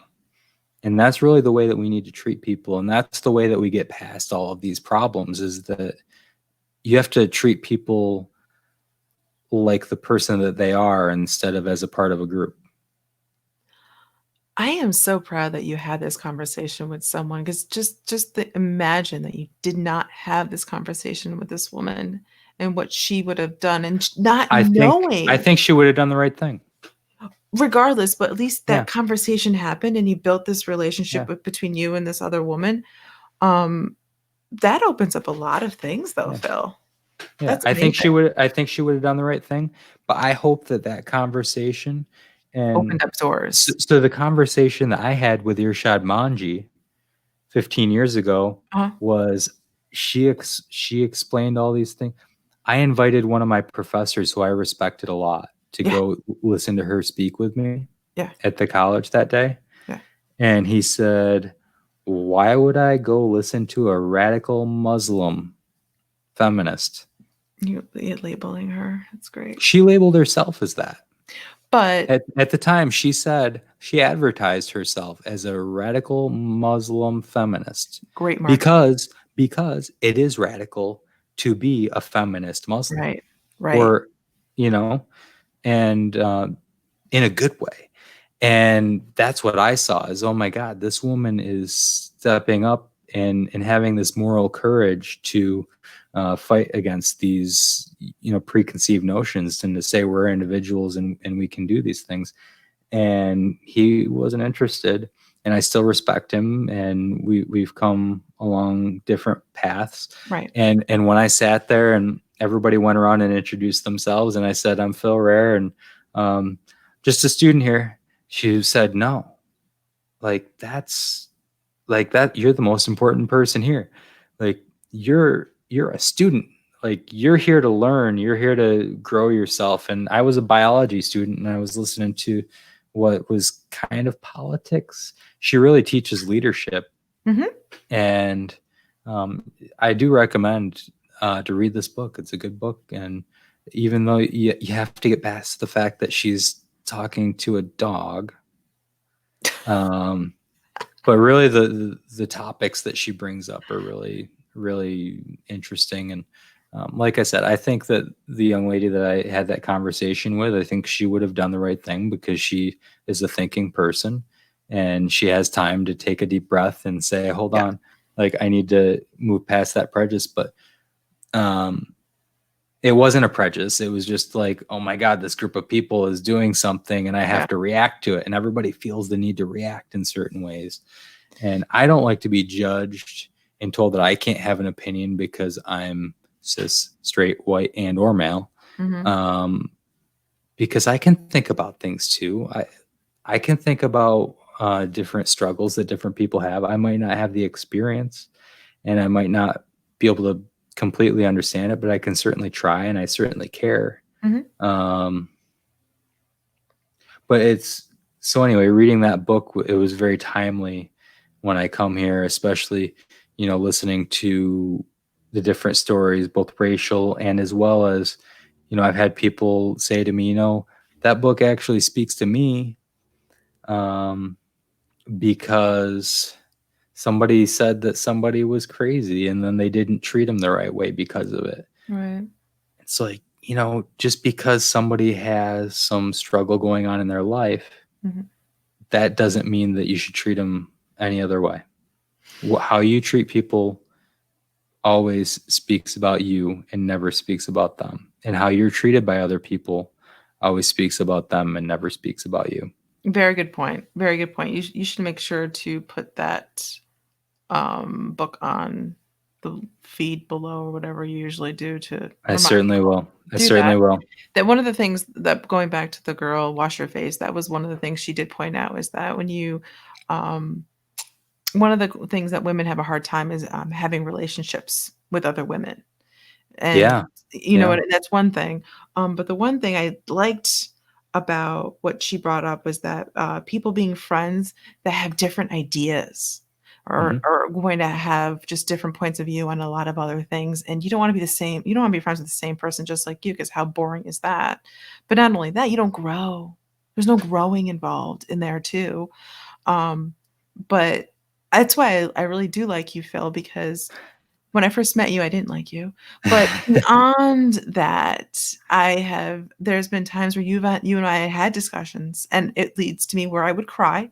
But when I go back and think about it, I'm like, yeah, you know what? You're right. You're right when you brought up that conversation. As hard as that topic was, or that sentence you had to say to me, I'm glad you said it, because you're a good friend. And I think a lot of people really should open up their boundaries and let more people like that in, because then I think we can really move forward in life and learn from each other, rather than just doing the same thing over and over and over again, because that secludes us. That doesn't make us a world, and that's the beauty with kids. Kids don't have those preconceived ideas. No filter. I'm looking at a picture of my daughter right now. Like, I have all these little pictures. She's so smiling. She's so happy. And I'm like, she hasn't been damaged. Yeah. She hasn't had these ideas been put in her head. She hasn't been put she's not jaded. She's not jaded. Yeah. A lot of us are, and that's what the beauty is when having kids, especially now. They remind us like there's something to look forward to. But absolutely. Going back to what I was trying to say, open up your boundaries and meet new people and explore them, and try not to judge or just let what other people are saying to you sink in for a little bit and then reinvestigate it. That's wise. That's good. Look at that. That's the other thing that came from this book for me is it's always very interesting because she likes to take a side. She likes to take kind of a third side. Yeah. So she acknowledges that she's not a pro-Trump person. That's okay. Yeah. And she acknowledges that at the same time that people can be pro-Trump and they can be smart and they can have good intentions, and despite not agreeing with her on that. And she talks about the alt-right, and she talks about even she talks about the KKK. Yeah. And she says, even people who are, I'm sorry, maybe I should dial that back. I don't remember her specifically talking about the KKK, but she did talk about someone who was from Mississippi. Sorry for jumping to the KKK from that. But she talks about somebody who, you'll see why in a second, is that the state flag, when this was written, I believe probably still, had some Confederate past involved with it. Okay. Of the state flag of Mississippi. And she had a friend who lived there that loved it there for a lot of reasons, because a lot of people in the South are very friendly and they espouse a lot of really good values. And one of her friends, who espoused a lot of those good values and preached those good values, was maybe in the KKK. There's some association with the KKK. Anyway, was donations. Really liked the flag. He thought he was very proud of the flag. He was very proud of the flag. And the friend was very offended by it because she thought that it related to oppression to her. Right. And to her people. And he explained to her that why he felt the way he felt about it, that he didn't think that for him it meant anything racist. And for him, he thought that it was something that meant something to his history and to his heritage. And it didn't mean anything racist at all. Right. And for her, she explained to him that she felt like it was in opposition to her values, and that it did feel like it was an attack on her and people like her. Anyway, long story short, is that they had that conversation and they respected each other, and it even developed more of a respect to where he acknowledged that his relationship with her and his respect for her was more important to him than the flag. And that he kind of came around and said, if that means that to you, it doesn't mean that to me. It's never going to mean that to me. I still think that it's something that means heritage to me. Right. But if it means that to you, then maybe it's not that important, because my relationship with you is more important. I think you're talking about a conversation that I don't think happens a lot anymore. It doesn't. I think person A says something, person B gets offended, then person B gets mad and starts yelling, person A gets mad, and then they put it on Facebook, and then they block them and do all other fun stuff. I wish conversations like that happened more. But you have to be okay for those conversations to happen. You have to be okay with giving offense. Right. You can't be afraid to say something that might be offensive, but you have to start out from a position of mutual respect, where you say, look, some of the things that I'm going to say might be things that would be offensive to you, but what you need to do is say, why do you think that way? Right. Instead of taking offense right away and shutting down the conversation, say, why do you feel that way? And if you never get to a point where you can accept it, just say, look, I can't accept that. My question for you is, when did we start having a hard time being able to talk to one another? Texting. It's all about texting killed everything. Texting. I don't know if people. I think don't like people texting. are always afraid to talk to each other, but I think I like to texting talk ruins to a people lot of all the things. time. I'm a talker. I would rather just talk on the phone. But about tough topics, people have a hard time talking about things that mean something to them. I would not do it in with text, somebody that they though. disagree with. I wouldn't do it in text. But texting makes it so you don't have to always be with the people that you're with, if you know what I'm saying. I just feel like it's a better just thing to talk about in person, as hard as that is, but having the eye contact and just it helps. And it does. That's another thing mentioned in this book, is that it's really easy to be that person on the internet and say, hold on, you're offensive, I'm going to block you, or I'm going to attack you. But when you're face to face with somebody and you're looking them in the eye, it makes it a lot easier to kind of bring it down and say, look, what do you mean by that? And respect. Should I be offended by that? Yeah. Maybe you've got a different reason why you think that, and that kind of thing, that makes a difference. You're right. You have to have that conversation face to face. Yeah, I think it's so much. A lot gets lost in translation. It does, because then what is the things you see on Facebook or social media is that you have a guy and a girl laying in bed, and the girl's like having like 10,000 like ideas, and the guy is just wondering if his team made the playoffs or not. You know what I mean? It's the same concept. It's like one person's overly thinking, and the other person's like, that is not what I was thinking at all. Where are you getting that from? But that all could have been avoided. All that anger, all that anxiety could have been avoided if you just had the conversation. Check this out, though. Sarah, remember Sarah that we talked to? Show okay. it. So I don't have it on the computer. She sent it to me via text. So I'm just going to hold the phone up to the camera and hope you can see it. I hope so. Here's the famous ankle picture. Oh, stop. I see it. We got a walking boot and an ankle tape for prom. Oh, girl. She's still working now? I think so. She worked it. So. And then she sent me this. She told me that this is her favorite picture of my dog Hawkeye that I sent to her. And she said that what she said. She said I sent it to her when she was really struggling and it helped her. So, and it definitely brings my mood up a little bit. That's when he was a puppy. That's my doggy. Yeah, that's when he was a little puppy. That's so awesome.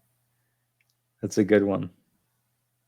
It's the good old days, I'm telling you, pets, kids, The Office, it all makes things a lot better, doesn't it? I just finally saw the final episode of The Office the other day. I didn't know that Dwight got married. Was that the one that had Jim Carrey in it?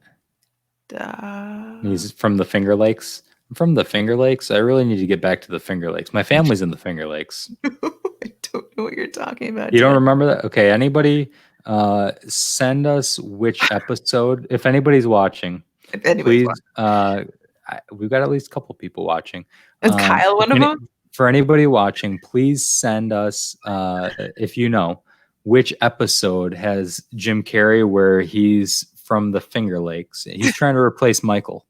He's interviewing to replace Michael, and he says, actually, I'm from the Finger Lakes. I need to get home. My family's in the Finger Lakes.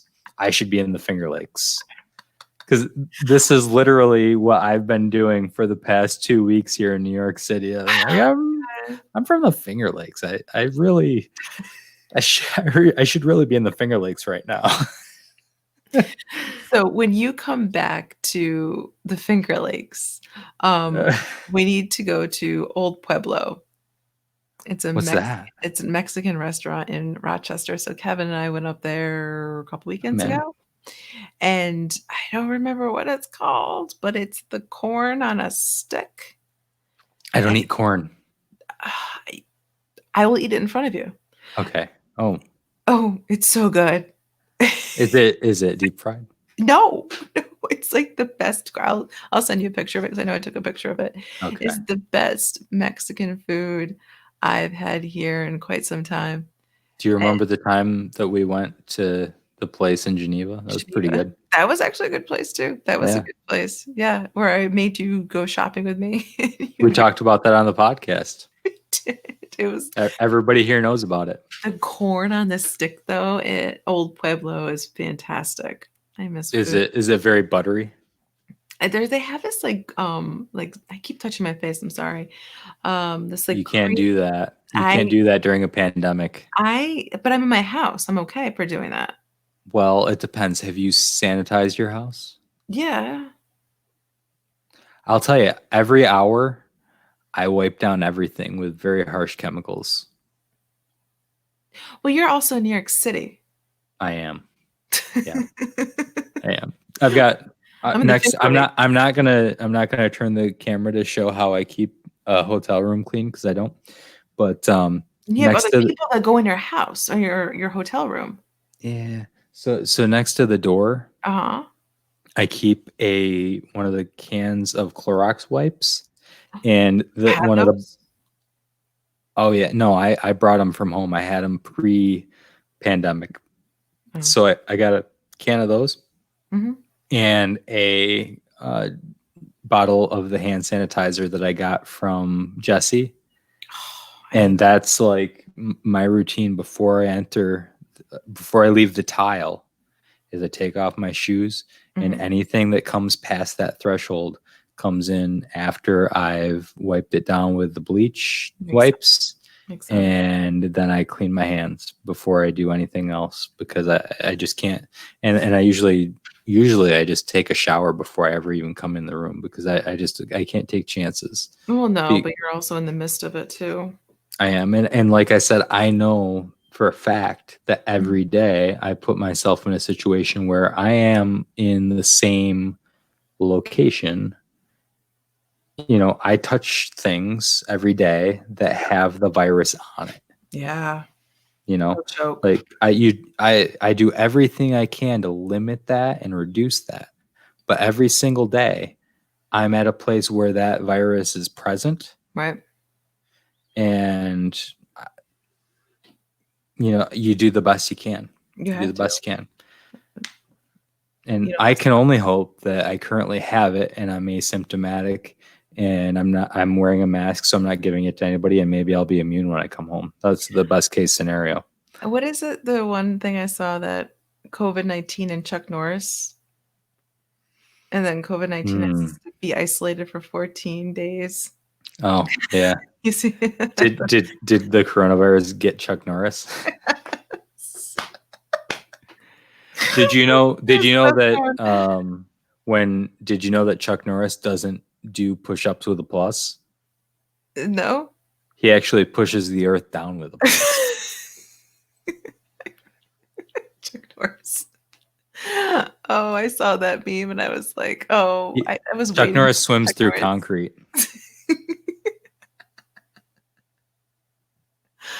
Oh, thank God for Chuck Norris. I don't know when he became such a Chuck Norris.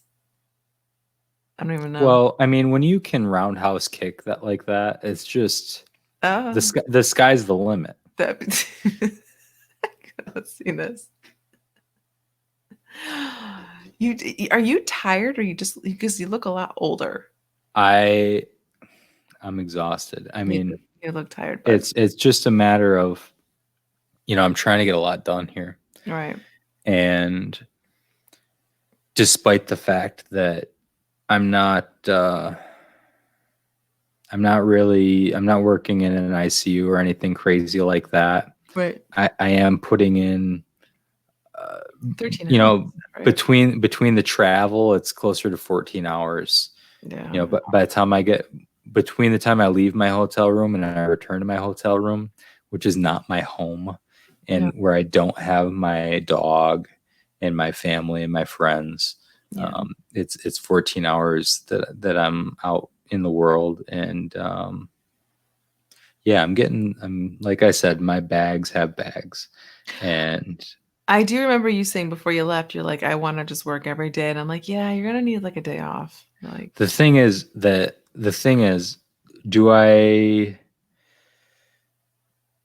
I would rather, I'm here in New York City, right? anybody that knows me knows that this is not a place that I want to be. No. This is the reason why I'm here. The reason why I'm here is not to sit in a hotel room. So I stand by that. I stand by that statement that I would rather be there every single day. Yeah. Doing everything I can to help than sitting in a hotel room waiting until the next day. Yeah, but you still need rest. I'm fine.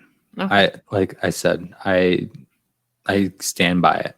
I would work every single day. I would go there every single day and do everything I can. I don't need to sit in a hotel room. The only reason that I need a day off is because and all the nurses make fun of me for this, but this will be good. But they're jealous.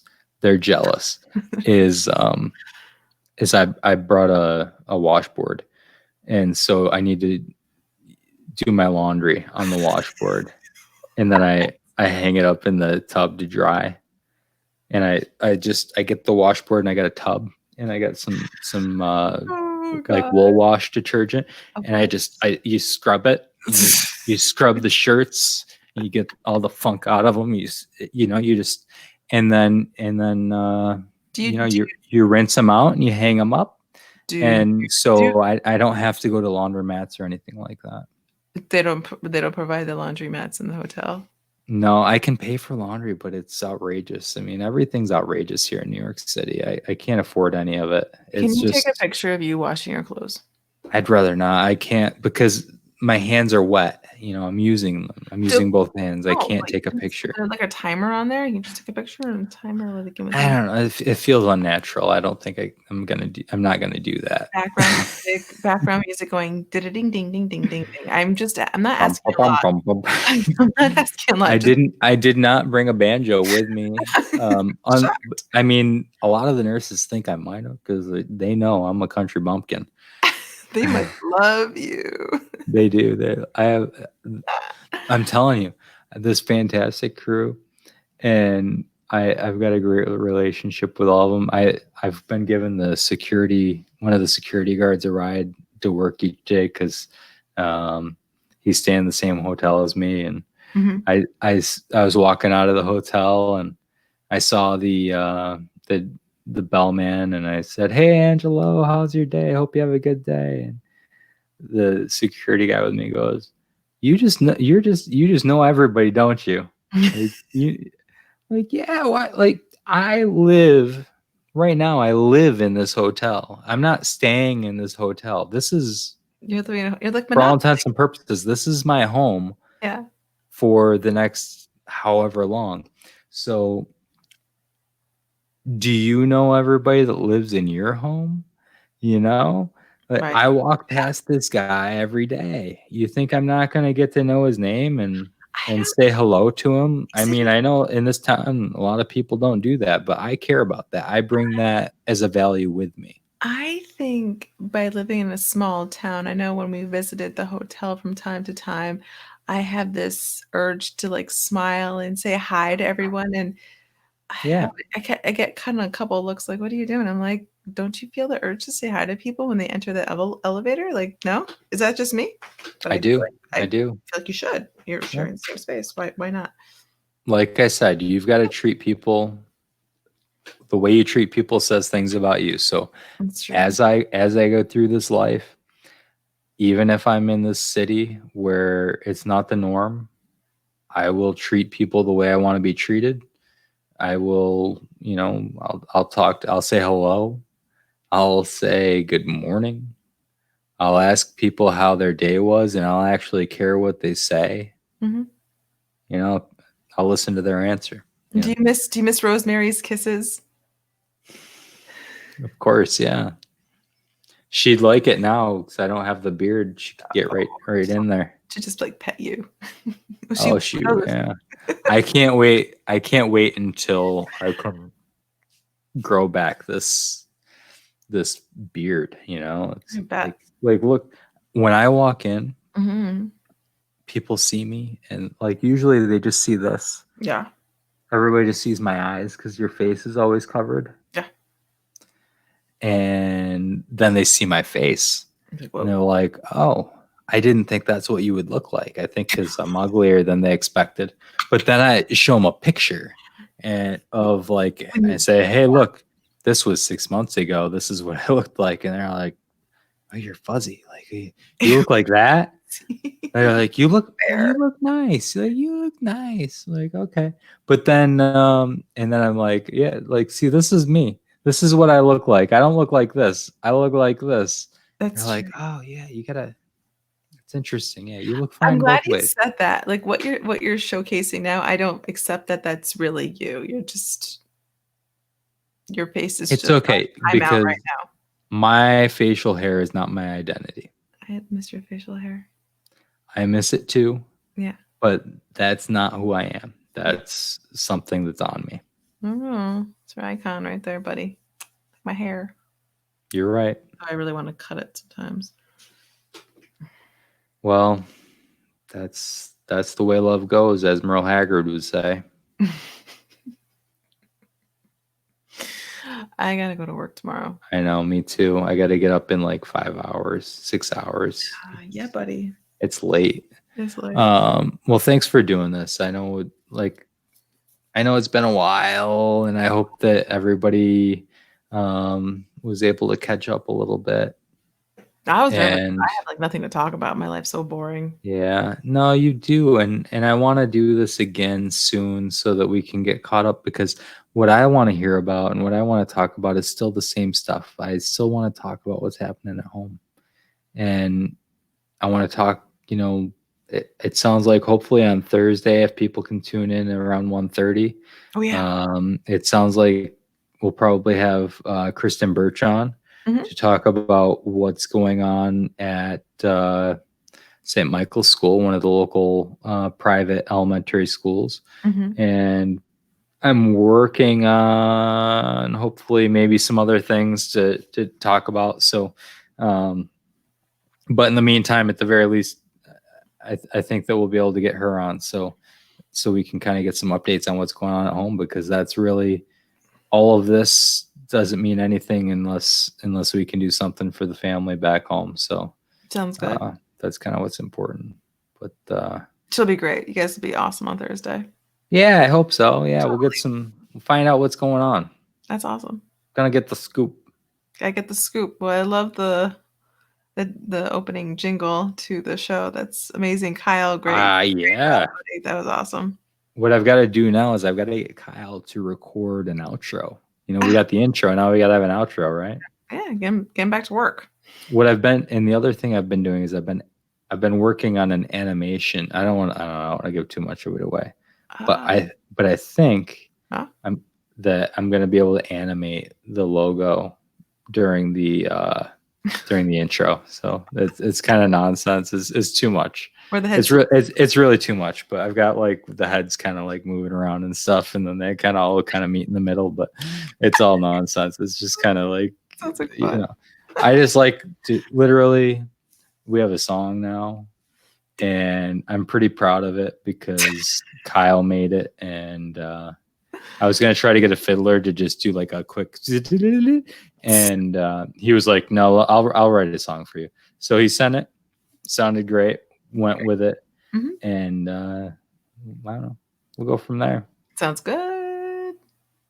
All right. Well, I guess that is all for tonight. So we've got to get to bed. We've got a big day tomorrow. I hope you've got a big day. I've got a big day. We're gonna actually go do something. I hope that you have a big day, because otherwise you'll be staying at home just like all the other days. Yeah. And if you do, whatever you're doing, do a great job of it. Awesome. Try to find something new to do tomorrow. And have a great night. Bye, guys.